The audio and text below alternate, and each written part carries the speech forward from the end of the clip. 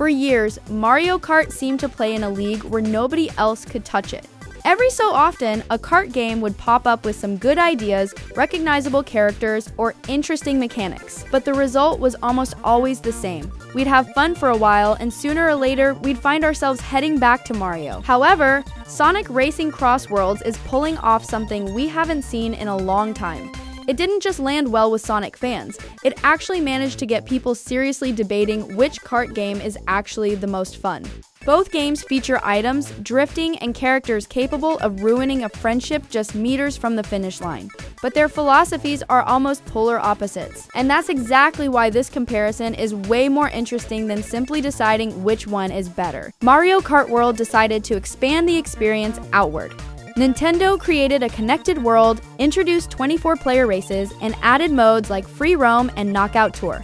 It's an ambitious proposal, and some of the ideas work incredibly well. Knockout Tour, for instance, leans into the chaos of Mario Kart to eliminate racers while the competition keeps moving. At some points, you aren't even thinking about winning. You're just trying not to be the next person to vanish from the screen. But there's a group of players who still prefer the straightforward structure of Mario Kart 8 on Wii U. Pick a track, do your laps, finish the race, and move on. And that is precisely where Sonic Racing Cross Worlds steps in. Sega also wanted to evolve their formula, but instead of building a massive world around the races, they chose to transform everything that happens inside them. The track is still the star of the show. You have curves to learn, shortcuts to discover, drifts, items, and alternative routes. But the game introduces enough variables to ensure you never feel completely safe. Cross Worlds doesn't try to look modern by ditching tradition, it takes that familiar structure and starts modifying it from the inside out. The key here is the travel rings. You start the first lap in a relatively normal way, learning the turns, finding your rhythm, and starting to believe you've mastered the circuit. And then a portal appears. Every racer passes through the travel ring and the map changes completely. Suddenly, you're in another world, surrounded by new obstacles and situations that force you to react in seconds. After navigating that cross world, you head back to the original circuit to finish the race. This mechanic doesn't feel forced, it fits Sonic perfectly. The franchise has spent decades transporting us from futuristic cities to ancient ruins, giant casinos, digital worlds, and space stations. Jump into a portal to land somewhere new is practically in its DNA. But the best thing about the travel rings is how they break the monotony. You can know the main circuit by heart, but you still have to adapt to the world inside the portal. You might master every turn on the original track, but in the cross world, you're the person who keeps slamming into the same wall. There's also a little bit of strategy here.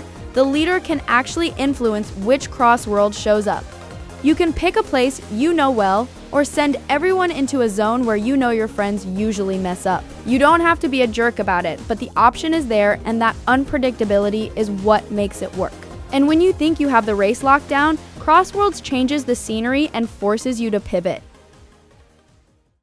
Of course, if you're making a Sonic game, you need to make it feel fast, and it's not just about the cars going faster. It's about the momentum, and Cross Worlds nails this. The tracks are packed with drifts, elevation changes, boost pads, and transformations. So when you chain a few boosts together and nail a perfect drift out of a corner, it feels incredibly satisfying. The environments also sell the speed because they're huge. They're full of moving parts and structures in the background. Even on a closed loop, you rarely feel like you're just driving in circles. Cross Worlds wants to look fast, so this keeps it from feeling like a generic kart game that just slapped a Sonic logo on the cover. The franchise's obsession with movement is baked into every system. Another big difference are the gadgets. Here, you don't just pick a character and a car, you can build a loadout that fits how you actually play.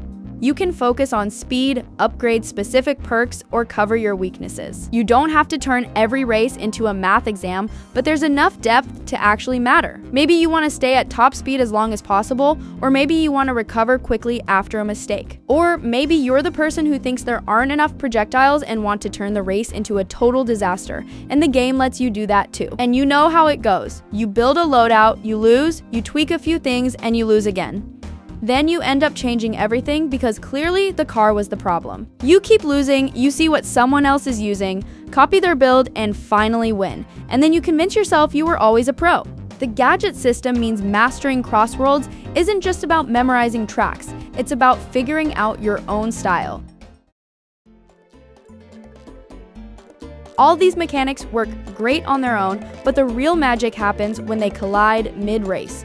You're drifting for momentum, dodging an item, and blasting through a portal at the same time. Suddenly, you're in a new map. While you're trying to figure out the new route, someone overtakes you, Shadow starts mocking someone, and your vehicle transforms, all while you only have a few seconds to decide what to do. Cross Worlds barely lets you breathe. There's always a new obstacle, a new path, or a player waiting for you to slip up. That intensity is a huge reason why people are vibing with it. It's not just having a lot of systems, it's every system working together to keep the race moving. However, that same unpredictability is also a big point of discussion.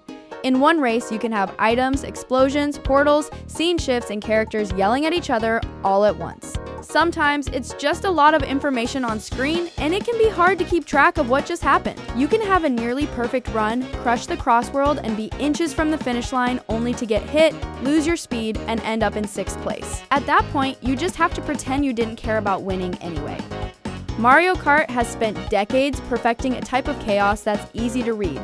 Cross Worlds is more aggressive, louder, and way more explosive. For some, that might be annoying, and for others, that's exactly why it's fun. It might not always be perfect chaos, but it definitely has personality.